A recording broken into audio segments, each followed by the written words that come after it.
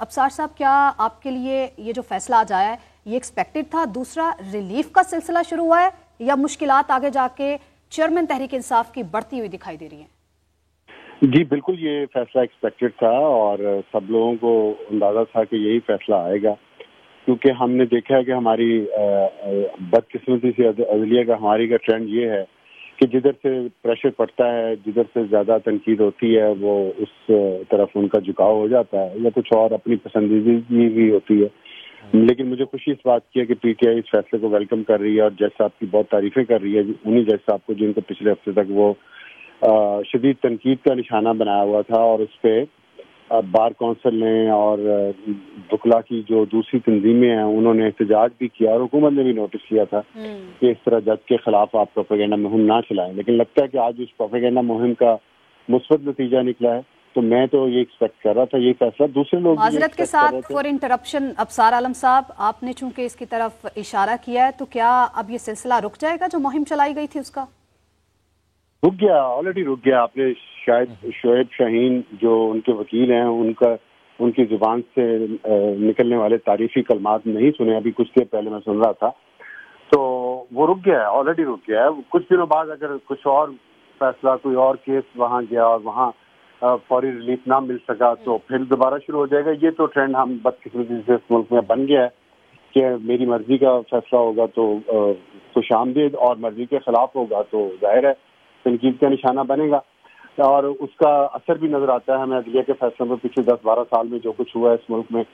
لیکن جو آپ نے دوسرا سوال کیا تھا کہ مشکلات کم ہو جائیں گی اور یا ریلیف کا سلسلہ جاری رہے گا، تو میرا خیال ہے کہ نہ مشکلات کم ہوں گی نہ ریلیف کا سلسلہ رکے گا۔ اگر آج اسلام آباد ہائی کورٹ سے یہ فیصلہ نہ بھی آتا تو سپریم کورٹ کا بینچ آلریڈی اس کیس کو پکڑ کے بیٹھا ہوا ہے اس پہ، اور وہ انتظار کر رہے تھے کہ اسلام آباد ہائی کورٹ کا فیصلہ کیا آتا ہے، اور انہوں نے بلکہ گائیڈ لائنز دے دی تھی اسلام آباد ہائی کورٹ کو کہ آپ نے اس فیصلے میں یہ خرابیاں ہیں اور اس کے مطابق آپ نے فیصلہ کرنا ہے۔ تو سپریم کورٹ تو پہلے ہی فیصلہ دے چکی تھی، 3 ممبر بینچ اس کا پہلے فیصلہ دے چکا تھا۔ اس فیصلے کے خلاف مجھے نہیں نظر آتا تھا کہ اسلام آباد ہائی کورٹ جائے گی، اور دوسرے لوگوں کو بھی یہ نظر آ رہا تھا کہ یہ نہیں جائے گی۔ تو اس سے ایک تو یہ بات ثابت ہوئی کہ جو ہائی کورٹس ہیں ان کی اپنی کوئی انڈیپینڈنس نہیں ہے، جو آئینی ان کی جورسڈکشن ہے وہ نل اینڈ وائڈ ہو چکی ہے۔ سپریم کورٹ جو کہے گی وہ کریں گے۔ پہلے لوور کورٹس پہ سپریم کورٹ اور ہائی کورٹ کی ہدایت جاتی تھی، اب ہائی کورٹ کو بھی آنا شروع ہو گئی ہیں، تو ٹھیک ہے، یہ تو ریلیف بھی چلے گا اور مشکلات بھی چلیں گی۔ مزید کیسز ہیں عمران خان صاحب پہ، اور وہ ان کیسز میں گرفتاری بھی میرا خیال ایک کیس میں ہو چکی ہے ان کی آلریڈی، تو رہائی تو ممکن شاید نہ ہو اس وقت۔ سنا ہے کہ ایک اور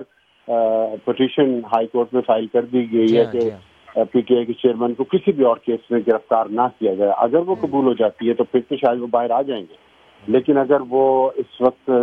نہیں سنی جاتی یا اس میں تھوڑا ڈیلے ہوتا ہے تو پھر ابھی ان کا فوری طور پہ باہر نکلنا جیل سے شاید ممکن نہ ہو، کیونکہ اور بہت سارے کیسز میں ان کی گرفتاری متوقع ہے۔ ٹھیک ہے، ابصار صاحب ساتھ ہی رہیے گا۔ ماہر قانون عابد ساقی صاحب بھی ہمیں جوائن کر چکے ہیں۔ عابد ساقی صاحب، اس نقطے کے اوپر کہ کیا پاکستان تحریک انصاف کے چیئرمین کی جانب سے، ان کے وکلاء کی جانب سے جو ایک درخواست دائر کی گئی ہے جس میں موقف اختیار کیا گیا ہے کہ ان کو کسی بھی اور مقدمے میں گرفتار نہ کیا جائے، تو کیا آپ وہ سمجھتے ہیں کہ آج ہی یہ پٹیشن سنی جا سکتی ہے؟ ایک چیز تو یہ، دوسرا سزا معطلی کی درخواست پر آج فیصلہ آیا ہے، اب اس کی سٹیج 2 کیا ہے؟ کیا اب جو مین اپیل سزا کے خلاف، یعنی اس فیصلے کے خلاف جو سیشن کورٹ کی جانب سے دیا گیا تھا، اس کے اوپر اپیل دائر کی جائے گی اسلام آباد ہائی کورٹ میں، پھر وہ اسٹیج 2 میں کیس سنا جائے گا اور پھر یہ سلسلہ آگے بڑھے گا؟ تھینک یو ویری مچ۔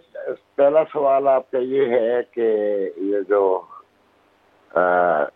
کیا کہا آپ نے پہلا آپ کا کوشچن کیا تھا؟ سر وہ کوشچن یہ تھا کہ آج ہی جو عدالت میں درخواست دائر کی گئی ہے پاکستان تحریک انصاف کی جانب سے کہ ان کے چیئرمین کو کسی بھی اور کیس میں گرفتار نہ کیا جائے، وہ عدالت میں لگ سکتی ہے آج؟ اس کے اوپر کوئی فیصلہ ہو سکتا ہے تاکہ ان کو ریلیف، اصل صورت میں ریلیف وہیں پہ اسی درخواست سے ملنا ہے انہوں نے آج فائل کر دی ہے، تو نارمل پروسیجر تو یہ ہے کہ اگر ایک دن ارجنٹ کیس فائل ہو تو وہ نیکسٹ ڈے لگتا ہے۔ اچھا، لیکن اس میں آپ یہ پرے بھی کر سکتے ہیں کہ اس میں ارجنسی ہے اور اس کو 2 ڈے فکس کیا جائے، تو وہ چیف جسٹس صاحب کا پریروگیٹو ہوتا ہے کہ وہ اس کو 2 ڈے فکس کر دیں، یا پھر ریگولر ہیئرنگ نیکسٹ ڈے اس کی ہو۔ اس کا تو یہ طریقہ کار پہلے سے موجود ہے جس کے مطابق یہ چیزیں چلتی ہیں۔ اور اس میں ہائی کورٹ کے پاس یہ اختیار تو ہے کہ وہ کوئی ایسی اومنی بس آرڈر کر دے جس کے تحت وہ یہ اداروں کو روک دے کہ آپ اس کو کسی اور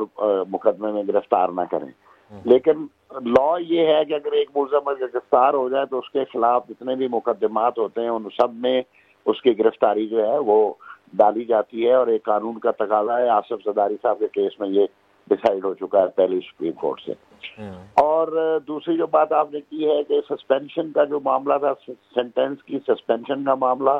وہ آج اگر عدالت نے اس کو الاؤ کر دیا ہے اور سزا معطل کر دی ہے, تو اب جو مین اپیل ہے وہ اپنی ریگولر ٹرن پہ جب بھی اس کی ٹرن آئے گی سیریل وائز, اس کے بعد پھر وہ ریگولر اپیل فکس ہوگی اور جیسے اپروپریٹ بینچ میں جائے گی وہاں اس کا ڈیسیژن ہو جائے گا. حافظ احسان صاحب بھی ہمیں جوائن کر چکے ہیں. حافظ صاحب آپ کا بھی بہت شکریہ, ماہر قانون ہیں آپ. سر یہی سوال آپ سے کہ سزا ابھی صرف معطل ہوئی ہے تو کیا مٹھائی کھائی جا سکتی ہے؟ پاکستان تحریک انصاف والے یہ اس کا جشن منا سکتے ہیں یا پھر ابھی قانونی جنگ انہیں کافی لڑنی ہے آگے چل کے؟ اس کے دو ایسپیکٹس ہیں اس سارے سچویشنز کے. ایک اس کا ایسپیکٹ یہ ہے کہ یہ جو پروسیڈنگ چل رہی تھی یا جو اس وقت سسپینشن آئی ہے, یہ کوئی انڈیپینڈنٹ کرمنل پروسیڈنگز نہیں تھی, بلکہ یہ ایک پروسیڈنگ اس آف شوٹ تھی جو اصل ایک reference election commission of Pakistan کو جو اسپیکر نیشنل اسمبلی نے بھجوایا تھا, اور وہ ریفرنس پاکستان کے کچھ پارلیمنٹیرینز نے بھجوایا تھا, جس میں انہوں نے یہ کہا تھا کہ فارمر پرائم منسٹر نے جو اپنے ایسٹس اور لائبلٹیز کا ڈکلریشن 2018 اور 19 کے اندر تھا, اس کو 2020-21 کے اندر جمع نہیں کروایا, اور یہ سیکشن 137 کی وائلیشن ہے اور 167 آف دی الیکشن ایکٹ, تو لہٰذا ان کو ڈسکوالیفائی کیا جائے. تو اسپیکر نیشنل اسمبلی نے اس ریفرنس کو الیکشن کمیشن آف پاکستان کے پاس بھجوایا.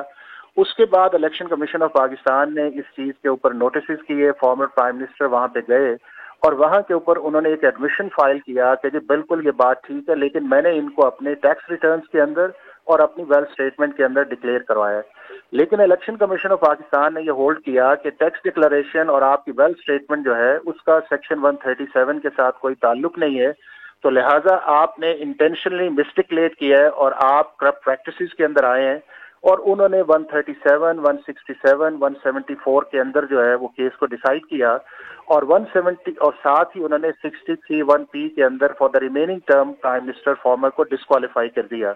فارمر پرائم منسٹر نے اس فیصلے کو جو 21 اکتوبر کا آیا اس کو اسلام آباد ہائی کورٹ کے اندر چیلنج کیا, جو آج بھی نہ سسپینڈ ہوا ہے بلکہ اس کی پروسیڈنگز بھی آگے نہیں گئی. جب دوسرا اس کا آف شوٹ یہ کرمنل پروسیڈنگز تھا جو الیکشن کمیشن آف پاکستان نے بھجوائی سیشن جج کے پاس سیکشن 190 کے نیچے, اس کے اوپر پھر ایک نئی کنٹروورسی جو ہے وہ سٹارٹ ہوئی کہ کیا اس کی کمپیٹنسی ہے یا نہیں ہے, مینٹینیبل نہیں ہے. وہ ہائی کورٹ کے اندر گیا, ہائی کورٹ سے وہ سپریم کورٹ میں گیا, سپریم کورٹ سے واپس آیا. اس دوران جو ہے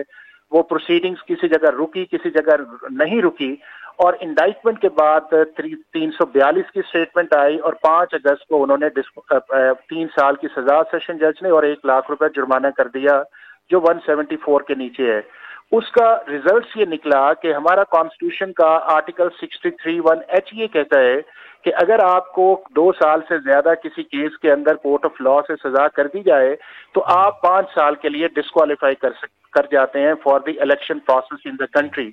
الیکشن کمیشن نے اکارڈنگلی 8 اگست کو اس کا نوٹیفیکیشن کر دیا. اب یہ ہے کہ کیا یہ سسپینشن جو ہے وہ فارمر پرائم منسٹر کو ہیلپ کرتی ہے اس کے اس الیکشن پروسیس کے اندر. ڈسکوالیفیکیشن ہے وہ انٹیکٹ رہے گی, کیونکہ جتنی دیر تک آپ کی وہ الیکشن کمیشن کا فیصلہ جو 21 اکتوبر والا ہے یا یہ جو 5 اگست کا فیصلہ اسلام آباد ہائی کورٹ اس کو سیٹسفائی نہیں کرتے اور الیکشن کمیشن کے فیصلے کو سیٹسفائی نہیں کرتے, یہ صرف ایک بیل سٹیج کی حد تک تو اسے کنسیڈر کیا جا سکتا ہے, لیکن ایز اے پولیٹیکل لیڈر کے طور پہ شاید وہ کنٹینیو نہ کریں پولیٹیکل ہیڈ کے لیے, چونکہ سپریم کورٹ کا ایک فیصلہ بھی آ چکا ہے کہ اگر آپ کسی کیس کے اندر کنوکٹڈ ہیں تو آپ کسی بھی پولیٹیکل پارٹی کی جو چیئرمین شپ ہے اس کے لیے نہیں, اور وہ بھی معاملہ پینڈنگ ہے. لہٰذا سسپینشن جو ہے یہ ہونی بھی چاہیے تھی, چونکہ 3 سال کی سزا ہے, اس کے اندر جنرلی کورٹس لیتی بھی ہیں, لیکن جو اس کا الیکشن کا کمپوننٹ یا پولیٹیکل کمپوننٹ ہے یا الیکشن لاز یا کانسٹیٹیوشن ہے, اس کے اندر یہ سسپینشن جو ہے وہ فارمر پرائم منسٹر کو کسی بھی صورت نہ مدد کرتی ہے